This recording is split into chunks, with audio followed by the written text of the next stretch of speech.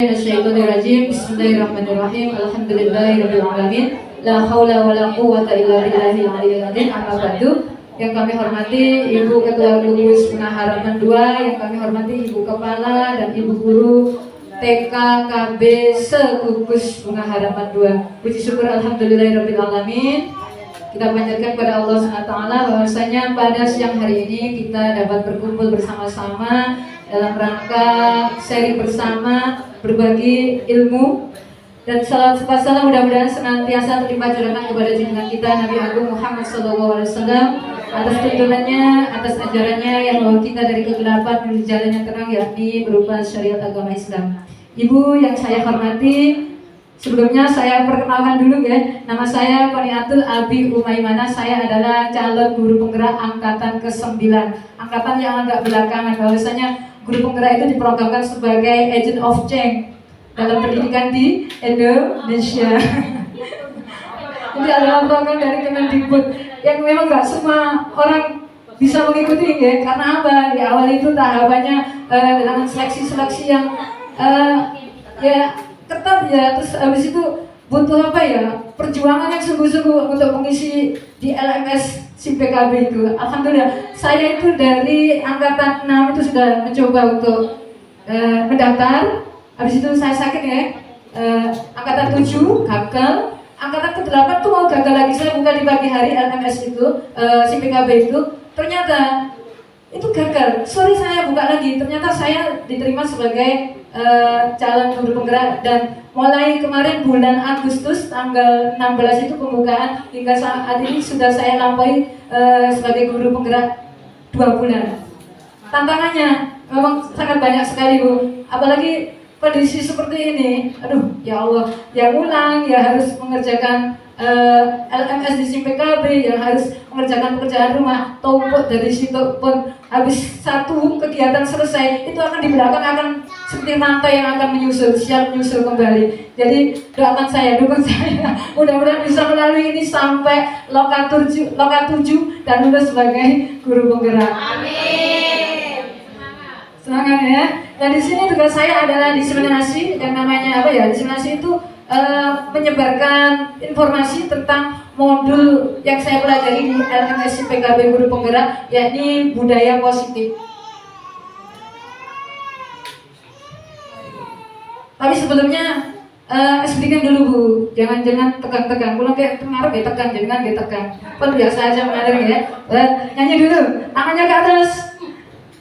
Oke, tanganku ke atas, tepuk yang keras, tanganku ke samping, terbang yang tinggi, tanganku ke muka, bertepuk lagi, tangan dilipat, duduk yang manis. Frog, ada frognya luar biasa. Tangan dilipat, duduk yang manis. Ya, saya sudah melampaui modul dari LMS PKB itu dari modul 1 sampai 1.4. Hari ini 1 hari sampai besok itu waktunya tes akhir Bu, tes ujian. Mudah-mudahan ya, doakan saya bisa menyelesaikan ujiannya, lulus di modul 1.1 di modul 1. Nanti selesai ujian ini kita lanjut kembali bahan awal malah kegiatannya, mengerjakan lagi, banyak tugas yang berantai. Ini adalah tentang budaya positif. Budaya positif itu apa sih Bu? Apapun itu yang ada di sekolah kita, baik itu sikap, perbuatan, atau kegiatan yang positif di sekolah kita, itu namanya budaya positif. Nah, apakah kita selama ini sudah melakukan budaya positif? Insya Allah sudah Bu. Bagaimana dengan melakukan hubungan baik dengan orang tua, dengan punya kegiatan positif? Apa seperti istighosah, seperti dengan tahlilan bersama, umpama kebiasaan baik, budaya positif di sekolah kita, umpama menanamkan cinta tanah air, dengan sudah melakukan apa? Kayak upacara ya, memperingati hari besar kemerdekaan ya, itu salah satu contoh dari budaya positif. Yang lainnya tentu sudah banyak, cuma jenengan kan nggak peka ini saja nih masuk nopo sih apa aja itu masuk budaya positif. Insya Allah sesuatu yang jenengan lakukan secara baik di sekolah itu bisa kita namakan sebagai budaya positif. Nah, konsep inti pada modul yang saya pelajari pada budaya positif modul 1.4 itu nanti kita akan berbicara tentang disiplin positif dan nilai kebajikan universal. Yang kedua adalah kebutuhan dasar manusia. Yang ketiga adalah motivasi perilaku manusia. Yang keempat adalah posisi kontrol. Kelima keyakinan kelas. Dan yang keenam nanti adalah restitusi, bukan eksekusi ya, restitusi. Nah, sekarang kalau kita bandingkan ketika kita sekolah di zaman dulu dengan sekarang, maka akan jauh berbeda. Sehingga apa? Perubahan paradigma dalam pendidikan, perubahan cara pandang dalam pendidikan itu juga ikut berubah. Nah, ini kegiatan kita secara interaktif. Ada A dan B. Anda dan teman Anda, cobalah secara kertas kecil, tuliskan benda atau sesuatu yang sangat berharga untuk Anda, letakkan di salah satu tangan Anda dan genggam benda atau sesuatu tersebut dengan segala daya. Buatlah sebuah kepalan tangan. Teman Anda B akan mencoba dengan sekuat tenaga dengan berbagai cara untuk meminta Anda memberikan benda tersebut. B bisa membujuk, mengancam, menghardik, merayu, menyuap apa saja agar bisa mendapatkan apa yang ada di dalam kepala Anda. Coba sekarang saya butuh 2 guru. Jadi praktek 1 menjadi A dan 2 menjadi B.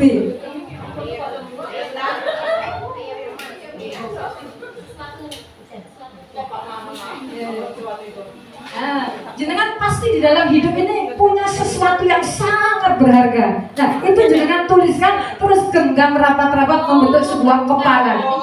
Nah, jenengan tuliskan. Nanti kita nggak tahu kepalanya itu jenengan isi apa, sehingga itu menjadi sesuatu yang paling berharga dalam hidupnya jenengan. Ini benar.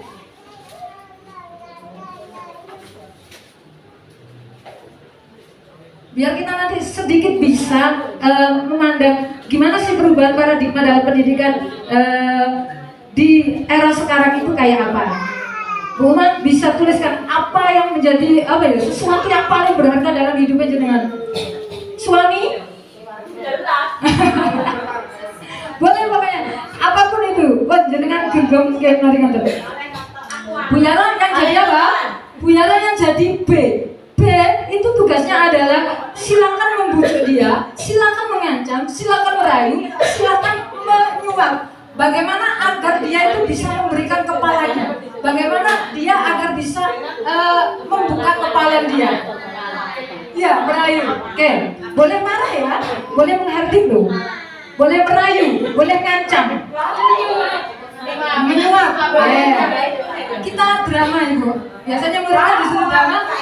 Kita murid apa gurunya yang drama. Oke, 1, 2, 3 kepalanya. Silakan dirayu, dihardik. Sama gimana caranya bisa menyuruh dia kita membuka kepalanya? Oke, caranya bagaimana? Boleh lihat apa isinya. Ini sesuatu yang berharga, boleh nggak diminta dia dulu? Ayo, sampai untuk berusaha untuk mendapatkannya. Karena itu adalah sesuatu yang berharga.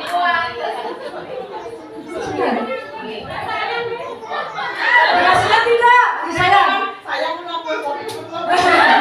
Ini sesuatu yang berharga, Bu. Harus bisa dengan pertahankan. Meskipun dia akan merayu, ini adalah sesuatu yang berharga, harus dipertahankan. Silakan dimarahin, Bu Yara, boleh?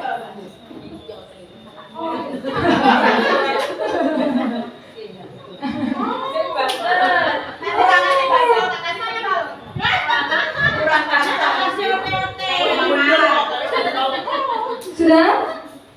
Bu Yara bilang nyerah kalau nggak bisa ya? Nggak bisa. Nggak bisa ternyata. Oke, sudah ya? Itu namanya teori kontrol, Bu. Teori kontrol itu apa? Bahwasanya yang memegang kendali apa yang menjadi sesuatu yang jangan anggap berharga dan bernilai ketika diminta orang lain, jangan punya prinsip tersendiri. Ya, meskipun Bu Yara ini menyuap, meskipun Bu Yara ini mau menghardik, jenengan kalau tidak mencoba, tidak memberikan, itu hak jenengan. Karena apa? Kendali pertama itu ada pada diri sendiri. Nah sekarang paradigma namanya teori kontrol atau teori pilihan dari ilusi kontrol. Ilusi itu kenapa? Apa yang kita lihat itu sebenarnya tidak sebenarnya. Ketika guru mengontrol murid, apa bisa? Bisa saya kontrol. Itu hanya apa? Ilusi saja.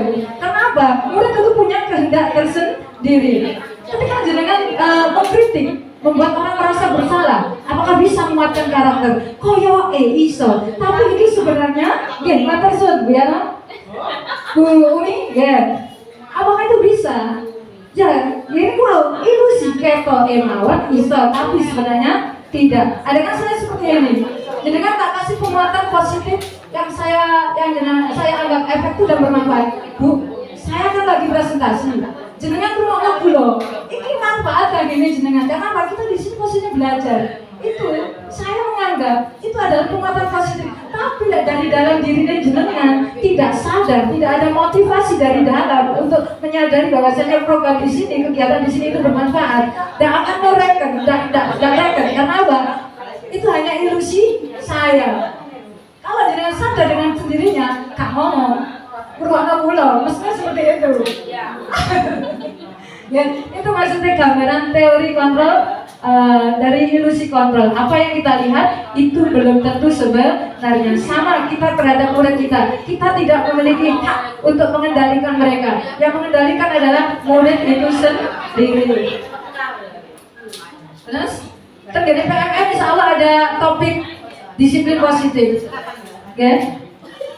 Kebanyakan orang akan menghubungkan kata disiplin dengan tata tertib, teratur, kepatuhan, dan hukuman. Itu biasanya yang kita ketahui. Gak disiplin, maka gak tertib, gak teratur, maka tentu ada hukumannya. Menurut Ki Hajar Dewantara menyatakan bahwa untuk mencapai kemerdekaan pendidikan saat ini dan menciptakan murid yang merdeka, syarat utamanya adalah harus ada disiplin yang kuat, yaitu disiplin positif. Jangan yang sudah membuka PMM, ada nggak?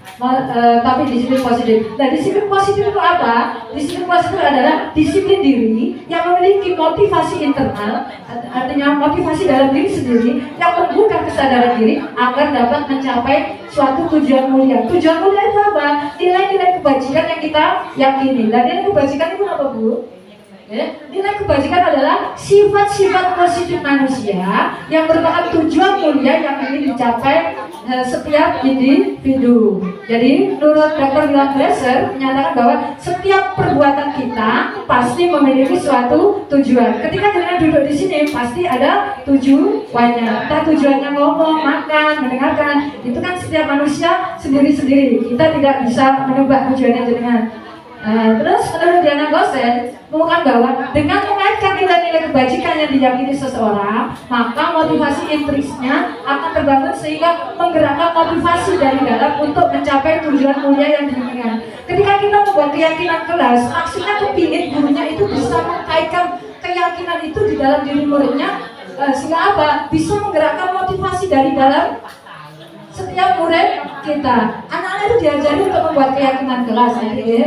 Biar apa? Biar tumbuh keyakinannya. Kalau dia tumbuh keyakinannya dengan sendirinya, maka tanpa harus diperintah, tanpa harus kasih hukuman, tanpa harus kasih penghargaan, anak-anak akan berjalan dengan sendirinya. Kayak yang ikhlas itu masih kayak duit, kakak duit, kayak hukuman, gak duit hukuman dia tetap melaku. Masih mau ngulang ya zaman siang, enek bayarannya, kayak enek bayarannya dia tetap ngulang ya.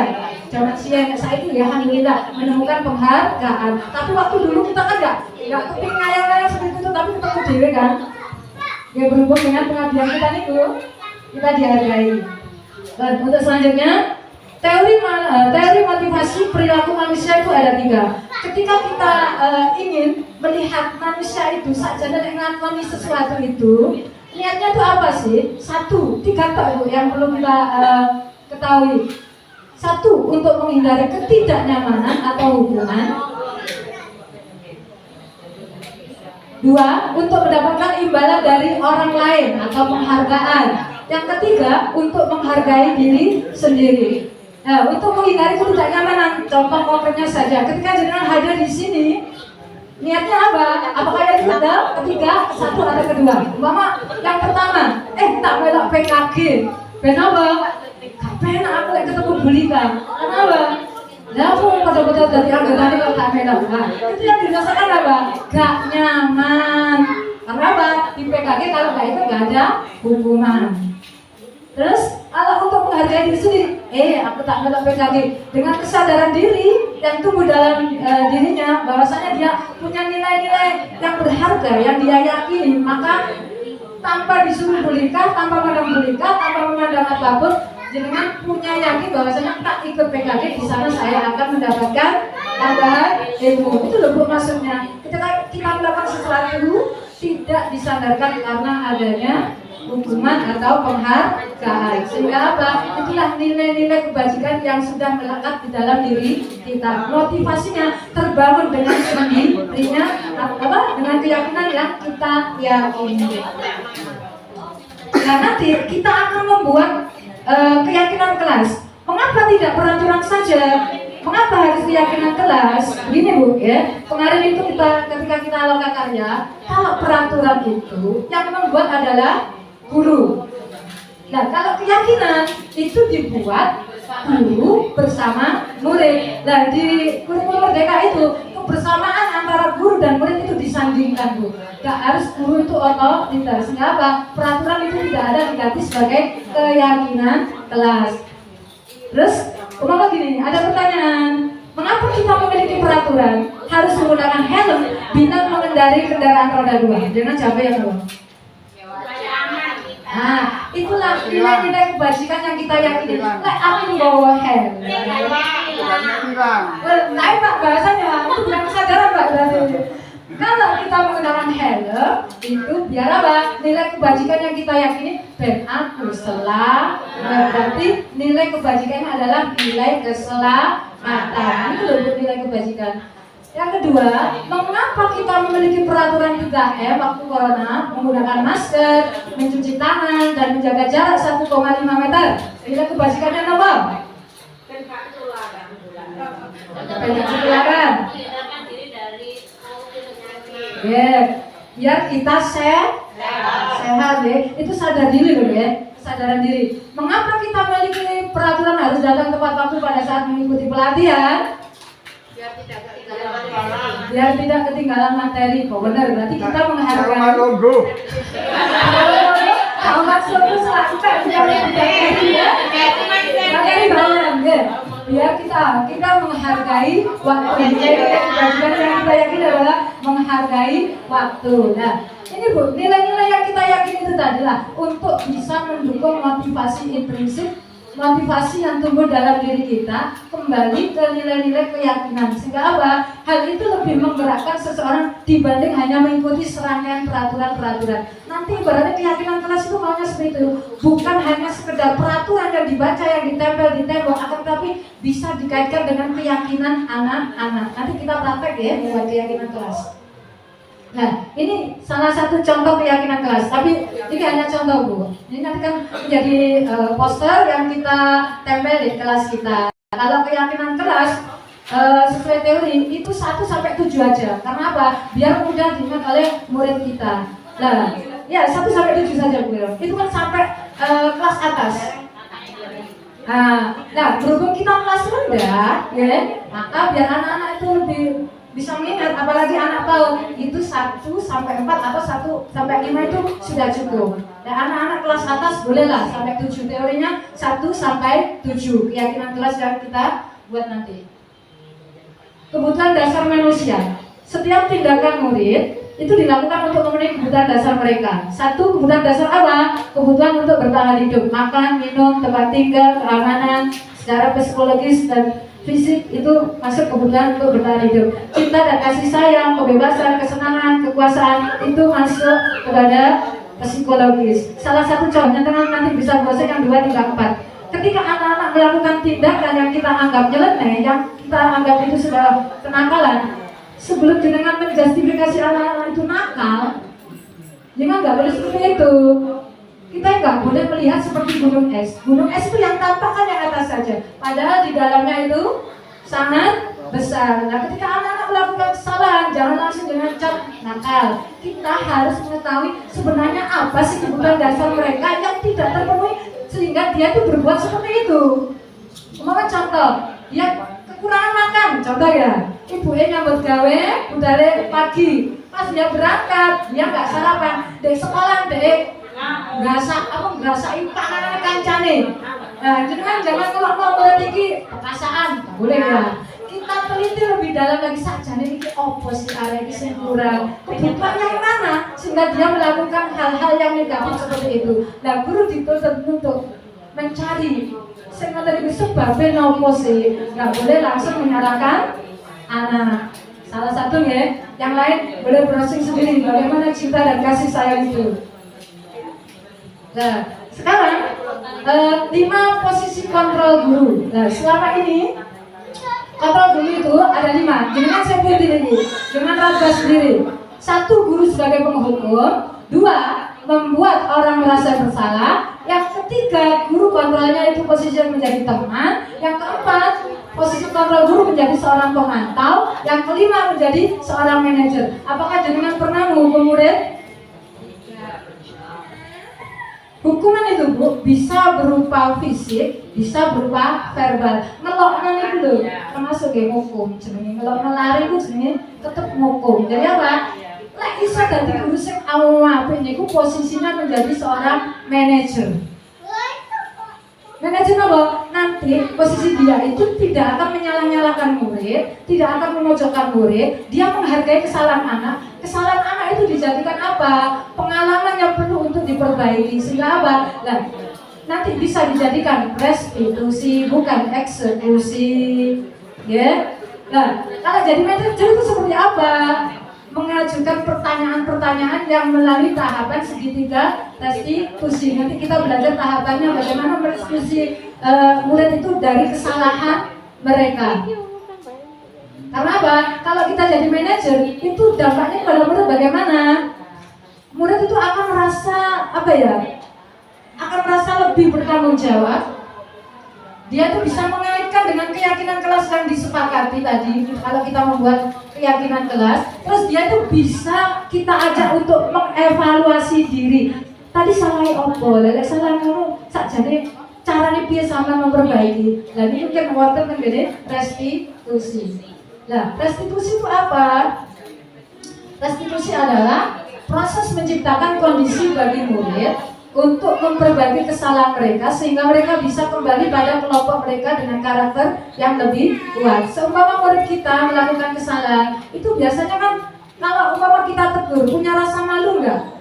Merasa dia itu menjadi orang yang bersalah. Lah karena guru lek sekali melakukan salah ya wis cukup. Ayo sampean percaya diri lagi bahwasanya kesalahan sampean itu gak popo. Saiki bali sama duri-duri nambah kancane gak usah dan gak usah rumangsa kedosan, gak usah rumangsa salah. Anggap aja kalau kita lah melakukan suatu dosa, siapa? Akhirnya ketemu raine wong itu tak isin ya. Nah itu maunya bu gurunya seperti itu. Kok saya restitusi juga merupakan proses kolaboratif. Jadi dari kurikulum merdeka itu tidak pernah apa ya istilahnya murid itu tetap dijadikan teman, itu apa? Berkolaborasi, saling bekerja sama, mengajarkan murid untuk mencari solusi masalah mereka, membantu mereka berpikir tentang orang seperti apa yang ingin menjadi tujuan mulia mereka. Sajane sampai itu dari waktu apa sih yang melakukan ini? Nah nanti itu kita gali dari tahapan restitusi. Restitusi itu memiliki 3 tahapan. Pertama adalah menstabilkan identitas. Menstabilkan identitas itu kayak apa? Ketika anak-anak nangis semua seperti itu ya, jenengan itu cukup menenangkan dia. Jenengan memposisikan diri bisa meraba perasaan si murid. Sehingga apa? Kayak gurunya ini iso namanya ini perasaannya podo. Murid itu loh, kena terus tenang. Ketika tenang, maka guru bisa menggali informasi dari murid tersebut. Sajane memang apa sih kok belum? Nah, dia akan banyak tergali informasinya. Dia akan secara spontan akan bercerita. Mami ini loh bu guru, aku di bawah ini aku kami ini apa ini digali kok, pola ini kok, apa ya?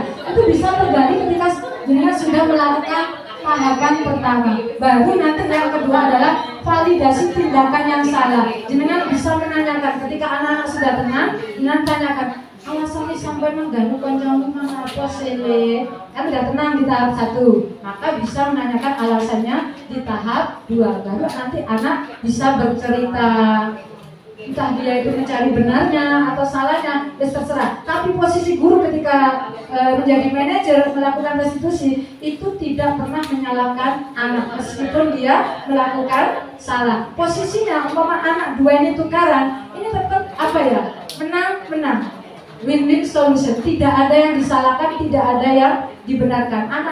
Anak-anak ini dikuatkan keduanya. Untuk apa? Biar itu tadi tidak merasa menjadi orang yang bersalah. Kayak orang dihukum nanti, dia tetap merasa menjadi orang yang bersalah. Baru yang ketiga, menanyakan keyakinan kelas yang kita buat dan telah kita sepakati. Nah, kalau melakukan restitusi, ya, ini boleh dijadikan acuan, Bu. Jangan boleh ambil bahasa lain boleh, tapi salah satunya jangan bisa lihat ini. Dalam menstabilkan identitas itu takut ada itu ya apa sih? Berbuat salah tidak apa-apa. Tidak ada manusia yang sempurna. Pokoknya ketika jenengan menstabilkan identitas dengan kata-kata yang ini jenengan ucapkan, insya Allah anak-anak gak akan bangga. Karena apa? Dia merasa diperhatikan gurunya, perasaan gurunya dengan dia itu posisinya seperti sama. Itu yang dirasakan anak. Saya juga pernah melakukan kesalahan seperti itu. Podo, guru ya tahu le, maniku belum tahu, seperti itu. Kamu, bapak ibu tidak tertarik mencari siapa yang salah, tapi bapak ibu guru ingin mencari solusi dari permasalahan ini. Yang kedua, pertanyaan apa yang diajukan pada sisi validasi tindakan pertanyaan? Padahal kamu bisa melakukan hal yang lebih buruk dari ini. Sakjane sama kan iso le nyaduk tiba mau jawab kancamu tok, bapak seperti itu ya. Kamu pasti punya alasan mengapa melakukan hal itu. Nah, dikorek lagi anak itu tadi kan sudah menang kan. Kamu pasti bangga pada dirimu sendiri karena titik-titik nggak tahu apa masalahnya. Kamu telah melindungi sesuatu yang penting bagimu. Barangkali ketika tukaran itu royokan sesuatu. Yang ketiga adalah menanyakan keyakinan. Nah, di sini kita pakai keyakinan kelas, membuat keyakinan kelas. Bagaimana kalau kita menanyakan keyakinan kelas? Pertanyaan apa yang diajukan? Kalau anak TK bahasanya jangan pelek yang sing penak pelajaran TK dulu. Sama nanti gak keyakinan kelas wis kita buat bareng-bareng ngomong jangan sing gak paham anak-anak. Apa ya yang kita percaya sebagai kelas atau keluarga atau yang muridnya? Ya. Kamu atau yang bawah ini, jadi sama ingin jadi orang seperti apa sih nak? Sesuai dengan keyakinan kelas kita. Bon, habis ini kita praktek langsung membuat keyakinan kelas. Nah, anak-anak TK itu kalau umpama kita enaknya awalnya dhewe gawe peraturan apa ya sing cocok kanggo kelas dhewe. Saged ta mboten? Kok mboten saged. Maka kita pancing, kita stimulus dengan sebuah gambar. Jadi, gambar ini nanti jenengan ambil satu-satu, umpamanya jenengan muridnya. Nah, jangan terjemah sendiri. Gambar ini kira-kira apa? Terserah. Yang namanya anak-anak celotehnya anak-anakku kita tulis kabeh. Karena nggak ada yang salah kan dari celoteh mereka. Nah itu nanti satu, Mami Bu Nurul ambil gambar ini. Rajin belajar di sana ya Bu Nurul. Tulis di sana peraturannya nanti ya. Nah ini tidak tak bagikan satu-satu Bu, tapi jenengan milih kira-kira sing cocok ambek aku niku apa? Anak-anak itu sing kira-kira cocok sing gambar ambek aku itu apa? Nah, nanti jenengan milih sendiri. Ini ada 15 orang. Setelah mengambil gambar, jenengan tuliskan di papan riko, kertas pelandung riko. Kita akan membuat peraturan kelas. Kenapa? Keyakinan kelas itu asalnya dari peraturan yang kita gali dari murid-murid kita. Bukan kita yang membuat, tapi anak-anak. Nggak berhubung anak TK, nggak bisa seperti itu. Kita pancing dengan gambar-gambar dulu. Monggo Bu Guru ambil satu, terus tuliskan di sini. Kira-kira peraturan apa yang bisa kita gali dari gambar ini? Ya, ada 15 Bu, satu persatu. Kok sakuna yang nulis ini? Apa ini? Gimana? Kita praktek langsung. Di PMM itu ada aksi nyata membuat keyakinan kelas. Ini nanti adalah tahapan membuat keyakinan kelas seperti apa. Jadi kita hafalnya nanti. Nah, kan milih Oke. Bu Nurul apa jenengan tulisan teks kok? Apa itu gambarnya yang jenengan mau tuliskan? Bebas. Ini kan peraturan kelas kita. Ini Bu. Oh, nggak apa-apa, karena ini masih peraturan. Terserah anak-anak, mau tidak boleh, mau dilarang. Ini kan masih kita menggali dari anak-anak. Boleh, masih boleh Bu di peraturan kelas. Kalau peraturan itu masih ada kalimat negatif, tidak apa-apa. Ada kata jangan masih boleh, ada kata dilarang masih boleh. Karena ini masih berupa peraturan. Dan judulnya tulis peraturan kelas Bu. Ini. Kena aksi nyata dengan seperti ini tahapannya. Atau boleh dimodif sendiri. Pertama kita menggali peraturan itu datang dari anak dulu.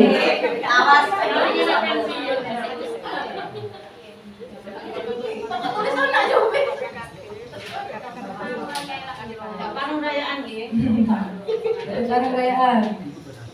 Lah kan anak-anak Bu, antusias itu. Mungkin antusias kan anak-anak itu.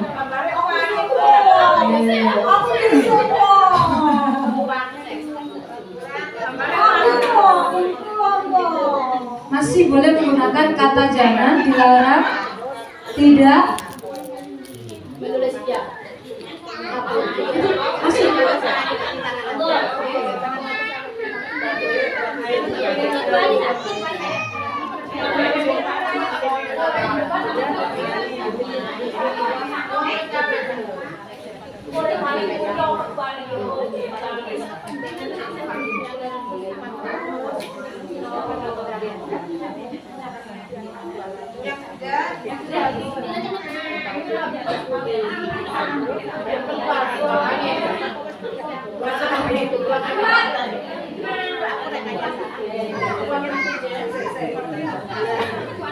Dengan tuliskan semua, karena apa? Ini adalah umpama murid 15, kita gali semua dari pikiran anak itu masing-masing.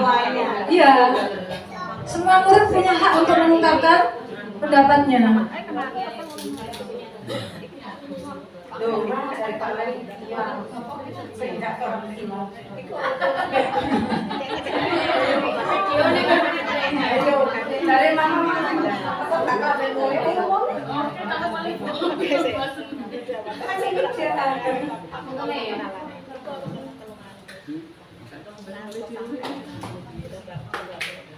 Nah, setelah peraturan kelas dibuat, kita rubah peraturan kelas itu menjadi kalimat positif. Ayo Bu Vilka, habis ini mengubah kalimat positif. Ini kan masih banyak yang kalimat negatif. Kita jadikan kalimat positif.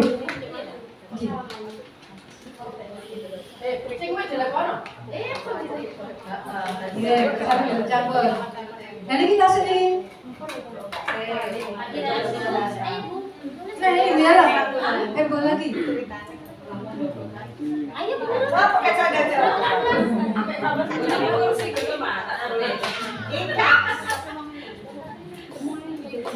Kira-kira kok bebas kok Bu?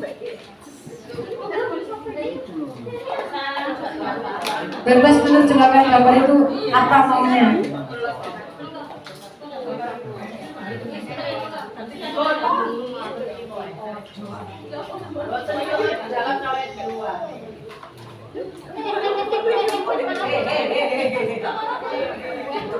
Terserah, apa? Masukin dompet ini, ada isinya. Lah dompet antar isinya berarti gak boleh.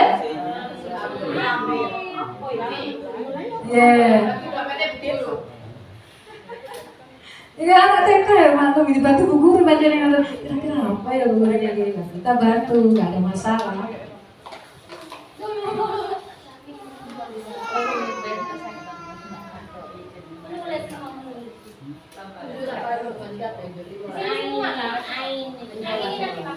Itu nanti kalimat positifnya, atau nanti di bawahnya di situ nanti kalimat universal terus kita simpulkan menjadi keyakinan kelas.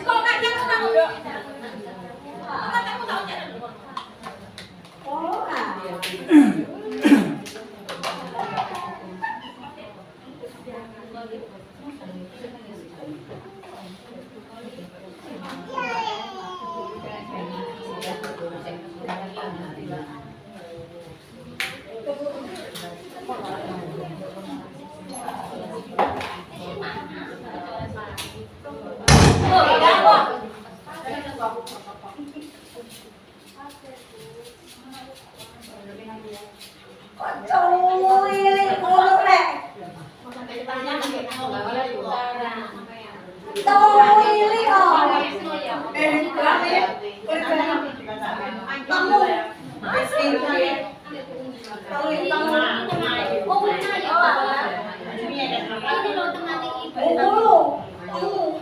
Ini saudara. Ini temanya kemarin Bu ya, waktu kita dari peraturan turun jadi kalimat positif. Kalimat positif menjadi kalimat universal. Dari kalimat universal kita rangkum menjadi keyakinan kelas.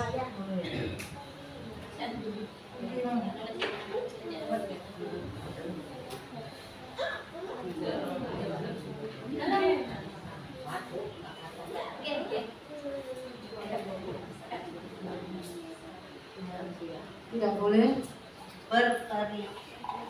Boleh berteriak, boleh berkata kotor.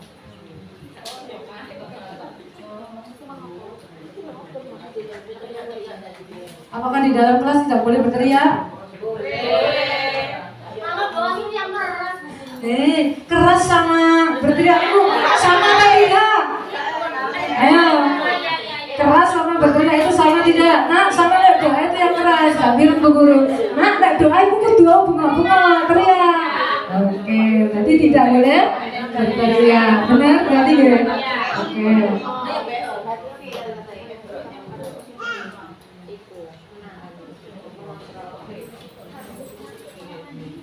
Diborong bubur semua. Oh, nggak apa, tetep. Oke, tetep, anak tetep.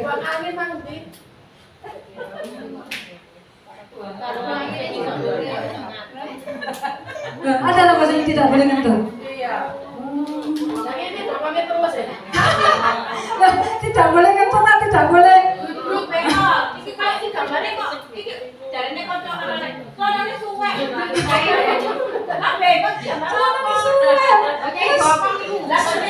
Sekarang nggak murid terus ngomong ya, catet. Tidak boleh.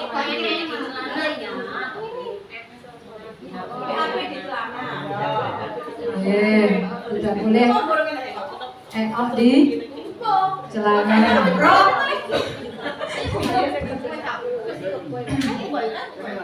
Sudah Umar?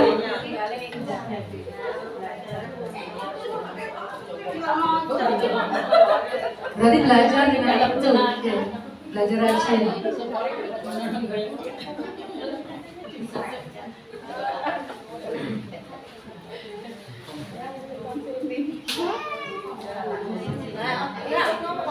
Nah, keyakinan itu sebenarnya apa Bu tadi?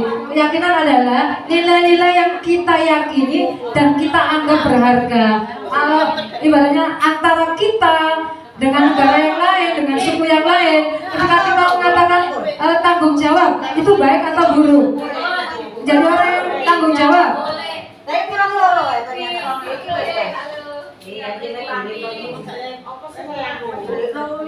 Hebat, langsung jalan. Kita ubah menjadi kalimat positif. Kita ubah menjadi kalimat positif. Tidak boleh bertengkar. Kalimat positifnya kira-kira apa Bu?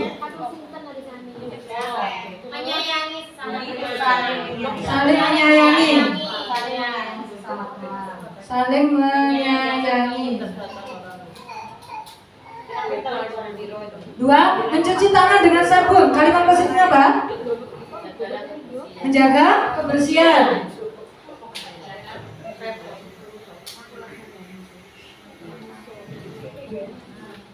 3. Merapikan alat setelah digunakan.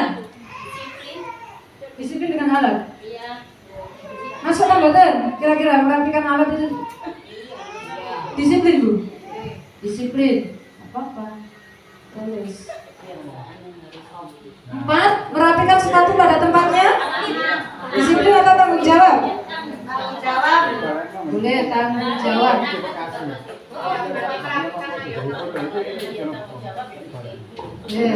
Tulis mawon. 5. Jagalah kebersihan kelas. Sama ya? Jaga kebersihan.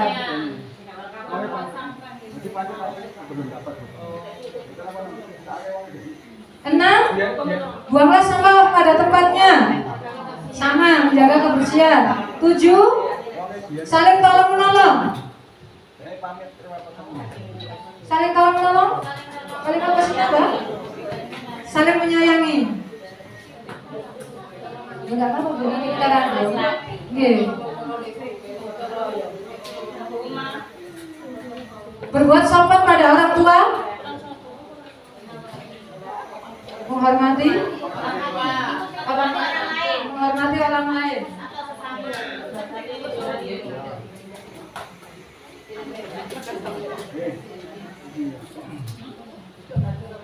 Sembilan, tidak boleh terlambat. Disiplin. 10, gak boleh mengambil yang bukan haknya. Jujur.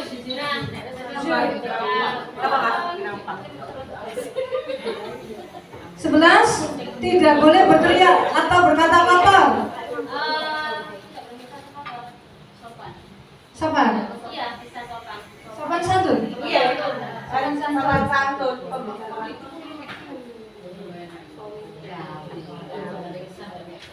Terus saling menjaga kebersihan bersama. Sama ya, menjaga kebersihan. 12 sama. Sama menjaga kebersihan. Yang atas masih ya.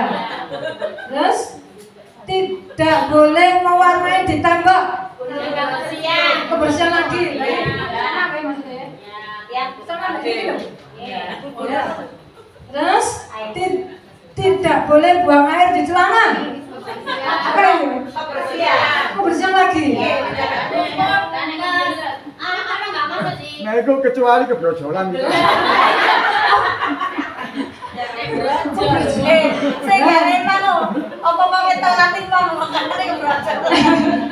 Nah, ini sudah kita dapatkan kalimat positifnya. Di peraturan itu tidak boleh ada kalimat di keyakinan kelas itu tidak ada kalimat negatif. Harus kita jadikan kalimat positif. Setelah menjadi kalimat positif, maka kita membuat kalimat universalnya. Kita rangkum lagi menjadi kalimat universal. Ini kayaknya sudah ini menjadi kalimat universal lah.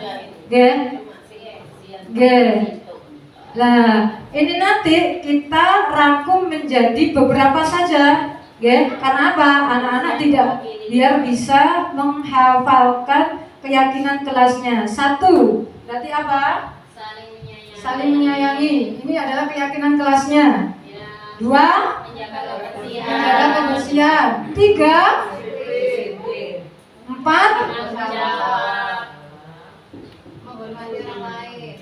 5.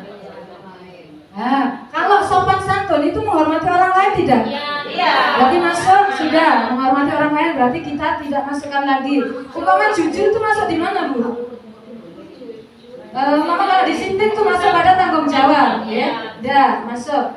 Kalau jujur itu masuk di juga tanggung jawab. Berarti keyakinan kelas yang kita buat ada 5 keyakinan. 1, saling menyayangi. 2, menjaga kebersihan. 3, disiplin. 4, tanggung jawab. Yang kelima, menghormati orang lain. Nah, setelah selesai keyakinannya kita dapat, anak-anak suruh tanda tangan dengan stempel tangannya. Pakai pasta, tuliskan nama. Kalau udah bisa nulis, kalau tidak ya dengan pegang tangannya tuliskan nama. Nah, itu nanti di scan.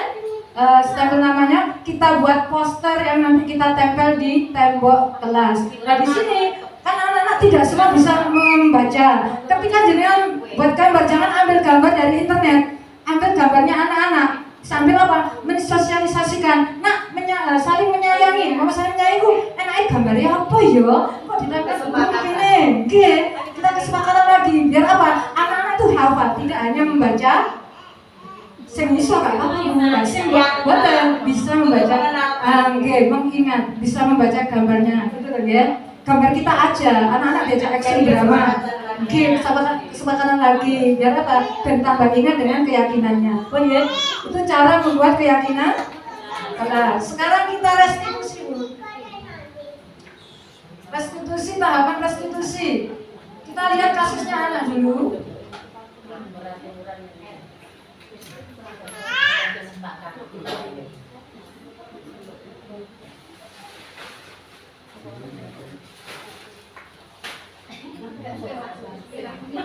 Kita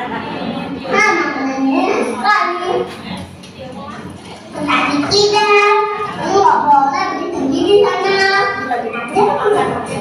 Iyalah, ini satu. Kenapa?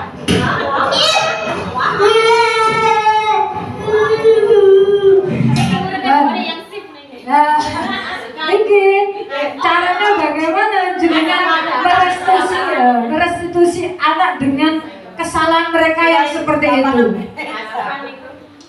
Saya butuh 2 orang. Kita restitusi, Bu. Praktek. Tidak, itu kasusnya. Sekarang kita belajar restitusi, memperbaiki kesalahan murid. Jenengan sudah diarek yang nonton iki wae.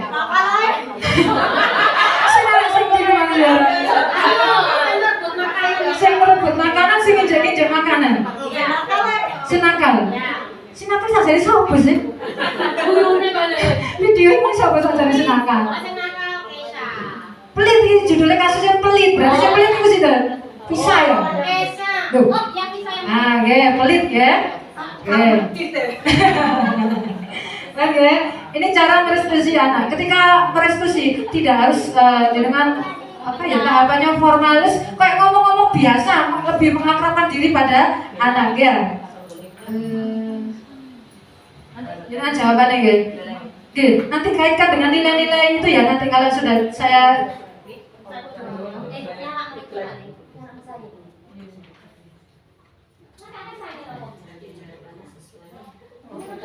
keyakinan keras nanti kita kaitkan